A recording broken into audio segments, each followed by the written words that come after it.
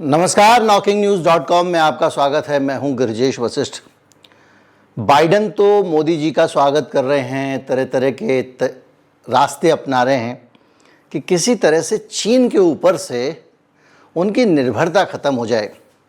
Taiwan को support करने के लिए के पीछे एक बहुत बड़ी वजह है माइक्रो प्रोसेसर, या जिसको कहते हैं चिप।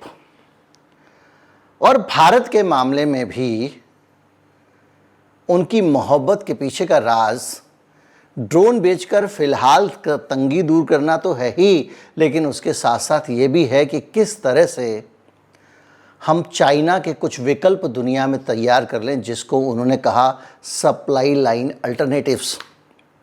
आज अब इस पे बात करेंगे, समझने की कोशिश करेंगे और ये जानेंगे कि चाइना ने इस पूरे अभियान में अमेरिका को क्या संदेश दिया है। कहीं मत जाइए, चैनल को सब्सक्राइब कर लीजिए, मैं अभी हाजिर होता हूं।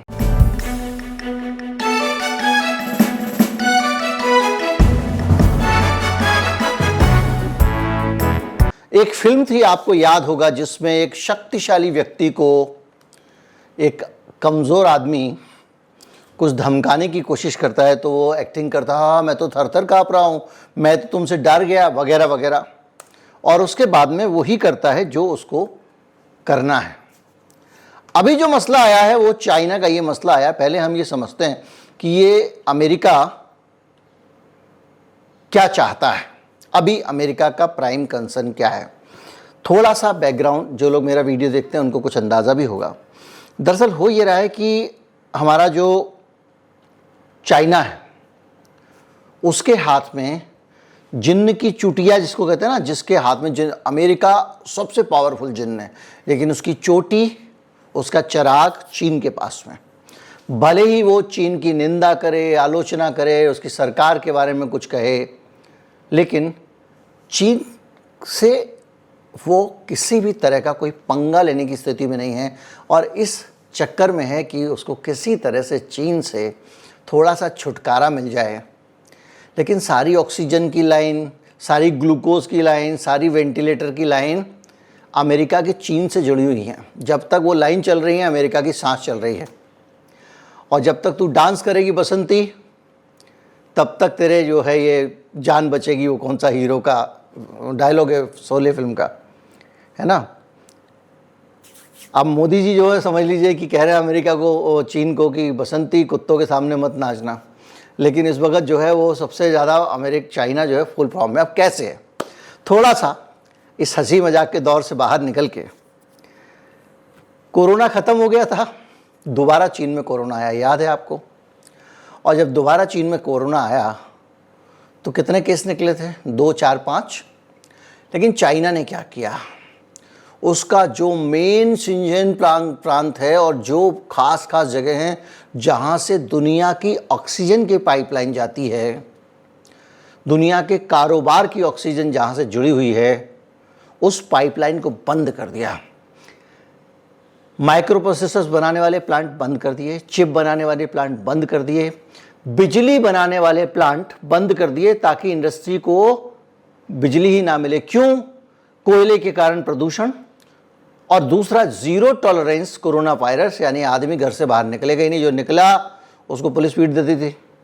सारी फैक्ट्रियां बंद, सारे कारखाने बंद। अब ये जो कारखाने हैं ना, चाइना में ये जो कारखाने बन रहे हैं, ये कारखाने चाइना में चाइना के लिए नहीं चल रहे हैं। ये कारखाने चाइना में लगे हुए ज़रूर हैं, लेकिन सप्लाई कर रहे हैं अमेरिका को। ये ज़्यादातर 100% एक्सपोर्ट ओरिएंटेड यूनिट टाइप के हैं।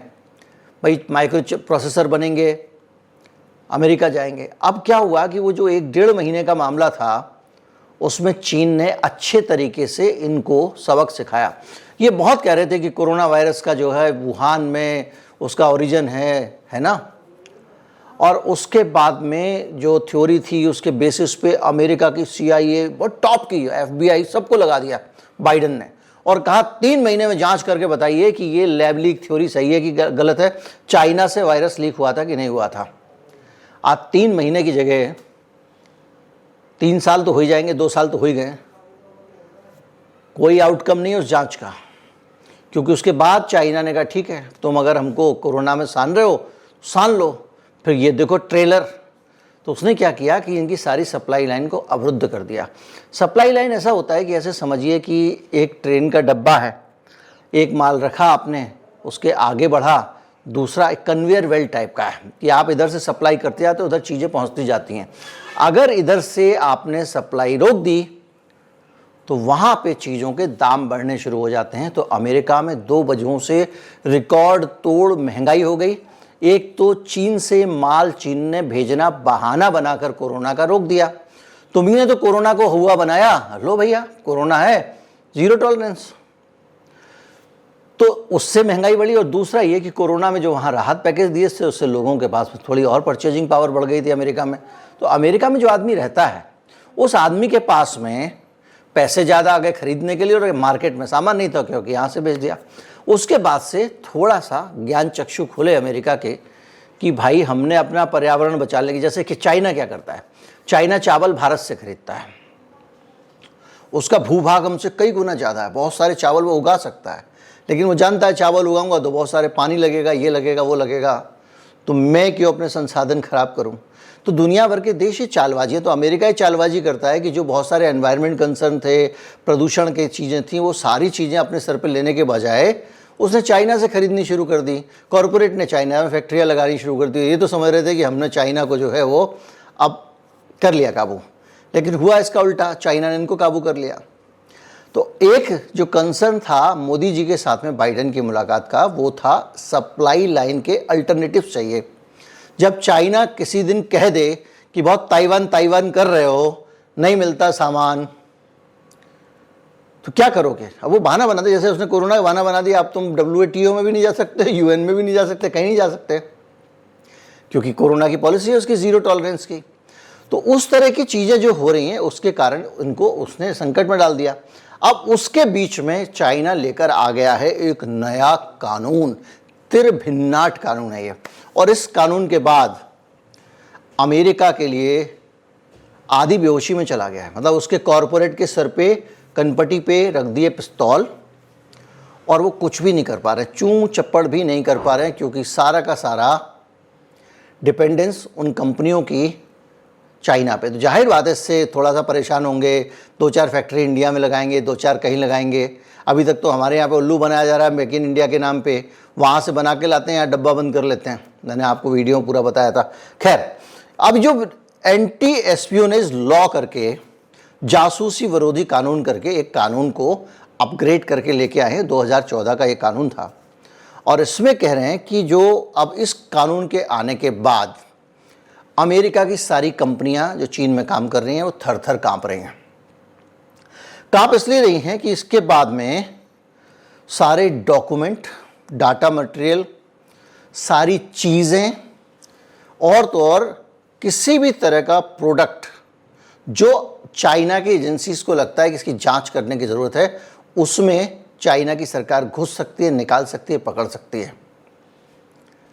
यानी आप बहुत बड़ी कंपनी हैं, अमेरिका की, प्रोडक्ट बनाती हैं, और आपके ग्राहकों का डाटा एक दिन जाके ये कह के निकाल सकते हैं वो कि भाई हम आपकी जासूसी, आपके यहाँ से जासूसी हो रही है, हमको शिकायत मिली, हमको जांच करनी है। आप कुछ नहीं कर सकते। तो कंपनियां हो गई हैं बेचैन। इतना ही नहीं है, इसके साथ साथ उनको जो बैगेज हैं, दूसरी चीज़ें नहीं, उनके अधिकारी जब आएंगे, पता चला एयरपोर्ट से उतले रास्ते में जा रहे हैं, अचानक चाइना की फ़ौज ने रोक लिया या अधिकारी ने रोक लिया कि अपने बैगेज चेक कराइए, क्या लेके जा रहे हैं, क्या ला रहे हैं। इतनी सारी चीज़ें, इलेक्ट्रॉनिक डिवाइसेस, लैपटॉप आपके मोबाइल फ़ोन। अब आप सोचिए प्राइवेसी का क्या होगा। एक एग्जीक्यूटिव है एप्पल कंपनी का, वो जा रहा है चाइना, रोक लिया, लैपटॉप चेक करो, मोबाइल चेक करो, और ये डाटा ये इस डाटा की सेंसिटिविटी आप समझते हैं, सैकड़ों, हज़ारों, अरबों, खरबों का कुछ भी हो सकता है। अगर ये डाटा किसी के हाथ लग जाए, बिजनेस सीक्रेट को अपने पोशीदा रखने के लिए कंपनियां क्या क्या नहीं करती हैं, अरबों खरबों खर्च करती हैं। लेकिन इन्होंने क्या किया, पूरा का पूरा एक्सेस ले लिया। अब बिजनेसमैन जो है, जो चाइना से बिजनेस कर रहे हैं, वो कह रहे हैं यार काम करेंगे कि नहीं करेंगे। भयंकर विरोध चल रहा है, नाराज़गी चल रही है। लेकिन उसने अमेरिका की जितने बिजनेसमैन बिजनेस कर रहे हैं चीन में, उन सब की एक एक इन्फॉर्मेशन को एक्सेस करने का अधिकार हासिल कर लिया। अमेरिकी लोगों के मोबाइल नंबर, अमेरिकी लोगों के जितने, जैसे हम लोग कहते हैं डाटा लीक हो गया, आधार का डाटा लीक हो गया, वो सारा डाटा लीक तो क्या ऑफिशियली हासिल करने का उन्होंने अधिकार ले लिया। लाइए दिखाइए, आपके उसमें किसी आतंकवादी का फ़ोन बुक में नंबर तो नहीं है, ले लेगा अधिकारी, आपका मोबाइल जब्त कर लेगा आराम से, उसमें से जो निकालना निकालेगा, और जो नहीं निकल रहा है, पासवर्ड प्रोटेक्टेड है, वो कहेगा दीजिए, आप छिपा रहे हैं, कुछ नहीं कर सकते। इसके साथ साथ बड़े बड़े फॉरेन ग्रुप जो हैं, European union chamber of commerce in China, American chamber of commerce in China, मतलब ये जो वहाँ के जो व्यापार संगठन है, उनके जो ऑफिस है, वो सब लोग बहुत चिंतित हैं। वो कह रहे हैं कि इसमें कुछ क्लैरिटी नहीं है जी, आपके कानून में इतना हेजी कानून है, अब उसमें से आप कुछ भी कर सकते हो, जो कानून स्पष्ट ना हो तो ये तो खतरा है। तो चाइना ने क्या किया है कि आप ये कह रहे थे कि हम चाइना के बाहर विकल्प बनाएंगे, भारत जी मेक इन इंडिया बनाओ, उसने ये कहा कि भाई साहब वो आप जब करोगे तब करोगे, हम इस सबसे डरते ही नहीं है। इसके उल्टे कोई दूसरा होता, उद्योगपतियों वगैरह को थोड़ा सा शांत रखने की कोशिश करता, उनका कहता देखो सबसे ज़्यादा फ़ायदा यहीं से बनाओ, लेकिन वो नहीं सुन रहा है। और इसके साथ साथ उसकी वजह एक और भी है, मैंने एक वीडियो बनाया था, चाइना में इतना रोज़गार हो गया है, आदमी नहीं है काम करने के लिए। उनकी यहाँ पे आबादी वैसे भी बढ़ने की रफ्तार थोड़ी स्लो हो गई है, और जो लोग हैं वो 12-12 घंटे काम कर रहे हैं, 16-16 घंटे काम कर रहे हैं, फैक्ट्रियों में ही सो जाते हैं। ये सब बड़े बड़े जो एप्पल के फॉक्सकॉन वगैरह हैं, इन सब के बारे में ये कंप्लेंट्स हैं। आदमी नहीं है। स्टूडेंट्स को 8वीं क्लास में 9वीं क्लास में काम पे लगा दिया जा रहा है, उनको बोला जी इंटर्नशिप चल रही है, आ जाओ बेटा। तो अब चाइना को काम की जरूरत नहीं, कहता कोई बात नहीं, ले जाओ यहाँ से फैक्ट्री, हमारे पास आदमियों जो है उनके पास आदमियों से ज़्यादा काम हो रहा है यहाँ पे। तो उस वजह से क्या हो रहा है कि वो उसने पूरी तरह से इनका ये कांटा अटका दिया है। अब ये कह रहे हैं कि जो क्राइटेरिया बनाया गया है पहचानने का कि भाई कौन जासूसी कर सकता है, वो इतना वेग है कि आप किसी को भी बोल दो, सड़क पे जाते हुए ज़रा मुझे लग रहा है तू यहाँ से निकल रहा है, जासूसी कर रहा है, कह भाईजान नहीं नहीं तेरी जांच होगी बैग चेक कराओ, बेल्ट चेक कराओ, घर पे जाके कागज़ चेक कराओ, तुम्हारा कंप्यूटर जब्त करेंगे, कुछ भी कर सकते हैं। इसके कारण बहुत सारे, ये पूरी तरह से एक अनसर्टेनिटी हो गई है बिजनेस ऑपरेशंस के लिए। जिसने चू चपड़ दाएं बाएं किया, जिस कंपनी ने ज़्यादा ऊंच नीच किया चाइना की सरकार, उसको अब आप सोचिए कुछ कंपनियां ऐसी होती हैं जैसे कि हमारे यहाँ ओला है, उबर है, या इस तरह की कंपनियां जैसे फ्लिपकार्ट है, इनके डेटाबेस बहुत बड़े बड़े, और इनके पास देश के हर नागरिक की पसंद नापसंद, उसका मोबाइल नंबर, उसका पता, सारी जानकारियाँ हैं। अब मान लीजिए उनके यहाँ पे कोई एक फ्लिपकार्ट टाइप की कंपनी है, वो 1 मिनट में उसका डाटा जब्त करके सारा ले लेंगे, तो वो तो पूरा। और याद कीजिए कोरोना के टाइम पे क्या हुआ था, वहाँ पे एक कंपनी थी डीडी कैब, वो कैब सर्विस प्रोवाइड करती थी, ओला उबर टाइप की। और वहाँ की सरकार को लगा कोरोना में हमको किसको टीका लगा नहीं लगा, डाटा चाहिए, डाटा कहाँ से आएगा, तो डीडी कैब से डाटा मांगा, तो डीडी कैब के पास तो सरकार चौंक गई, इतना डाटा था, इतना सरकार के पास ही नहीं था। सरकार को उसका महत्व पता चल गया। उसके बाद में डीडी कैब को बाद में उन्होंने कैसे ढक्कन किया, उस पर मैंने वीडियो बनाया था। क्यूडी और डीडी वैसे कुछ कन्फ्यूजन है, तो वो कंपनी जो थी क्यूडी, शायद क्यूडी कंपनी का नाम था, डीडी कैब सर्विस थी, जो भी था, तो वो जो है उसी तरह से अब डाटा डीडी कैब जितनी भी है ना वहाँ पे कंपनियाँ, उन सब का डाटा किसी भी दिन जासूसी के आरोप में समझ लीजिए कि ईडी जाएगी, ऐसे समझ लीजिए, या सिविल ड्रेस में कोई आदमी जाएंगे, ये हम जासूसी से हैं, रॉ से हैं, हम आईबी से हैं, जांच करेंगे, कुछ नहीं कर सकते हैं। और ये बहुत बड़ा टेंशन हो गया है। इसके अलावा अब ये हुआ कैसे, हुआ ऐसे है कि अभी हाल में चाइना को जा के टेंशन दे रहे हैं, उनकी स्पीकर आके नैन्सी पेलोसी ये कर रही हैं वो कर रही हैं, ताइवान को बिला वजह ताइवान के मसले को उठाया हुआ। जब तुम मानते हो संयुक्त राष्ट्र में कि वो चाइना का हिस्सा है, वन चाइना पॉलिसी को मानते हो, तो क्यों ये सब कर रहे हो, हम उनको हथियार बेचेंगे, इतने करोड़ के हथियार बेचेंगे, ये करेंगे वो करेंगे ना, ठीक है। उसके बाद से चाइना ने कहा ठीक है तुम वहाँ पे करो, हम यहाँ पे करते हैं। अब उसके बाद से तनाव शुरू हो गया, इसके साथ बिजनेस कॉन्फिडेंस वगैरह दूसरी चीज़ें, फॉरेन बिजनेस जितने भी काम कर रहे हैं उनके लिए संकट हो गया है। तो चाइना ने राष्ट्रीय सुरक्षा के नाम पे ये जो नया तंत्र रचा है ना, इसको एक तरह से ये मान लीजिए कि ये अमेरिका की कनपटी पे रिवॉल्वर रखती है। आप कहेंगे कि ठीक है वो फैक्ट्री चाइना वाली बंद हो जाए, सरकार को क्या फर्क पड़ता है। अमेरिका एकमात्र ऐसा देश है, तो चाइना नहीं है, अमेरिका एकमात्र ऐसा देश है जहाँ पे राष्ट्रपति को अगर राष्ट्रपति बने रहना है तो उसे बिजनेस का ख्याल रखना पड़ेगा, क्योंकि वहाँ सब कुछ बिजनेस से संचालित होता है, सारी नीतियाँ बिजनेस से संचालित होती हैं। दूसरी तरफ ये इन्होंने कहा भाई हफ्ते में 2 दिन गेम खेल सकते हो, सारी गेमिंग कंपनियों को कह दिया। कोई बच्चा 2 दिन से ज़्यादा गेम नहीं खेले। जितना ये जो एजुकेशन ऑनलाइन एजुकेशन कंपनियां थी, बायजूस टाइप की बड़ी बड़ी, इन सबको बंद कर दिया। बोले बच्चों पे बहुत ज़्यादा इससे तनाव बढ़ता है। कोई बिजनेस की चिंता नहीं की चीन ने, बच्चों पे तनाव बढ़ता है, पहले स्कूल में पढ़ो और बायजूस में पढ़ो, इसमें पढ़ो, कोई मतलब नहीं है, एक जगह पढ़ाई होगी, सारी बंद। तो वो ये ले सकता है, ये अमेरिका कभी भी ऐसे कदम नहीं उठा सकता। इसलिए अमेरिका के व्यापारी को अगर दबा लिया तो समझो कि अमेरिका जो है वो खुद दब गया। उम्मीद करता हूँ वीडियो आपको अच्छा लगा होगा। अच्छा लगा हो तो ज़्यादा से ज़्यादा लोगों तक पहुँचा। चैनल को सब्सक्राइब कर लें। नमस्कार, जय हिंद।